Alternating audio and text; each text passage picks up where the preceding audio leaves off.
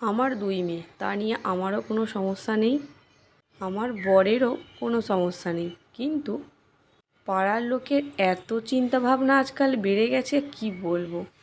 আজকাল তো তাদের নিয়েই আমার প্রচণ্ড চিন্তা হয়। রাতে হয়তো তাদের ঘুম হয় না আমার 2 মেয়ে আছে বলে। এটাই আমি ভাবি, চিন্তা করে করে তাদের যেন কোনো ভারী রোগ না দাঁড়িয়ে যায়। আহারে! অথচ আমি যদি কোনো সময় বাড়িতে না থাকি, ডেকে বলে না, আমার বাড়িতে এসে বস। তখন আমার ভাবে কি দরকার পরের মেয়েকে বাড়িতে ডেকে নিয়ে বসানো, বেকার ঝামেলা।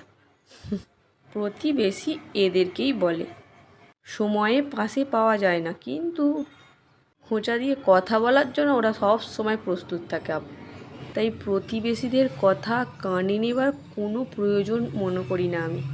ভালো থাকুক মা বাবার সন্তানরা, সে ছেলে হোক বা মেয়ে।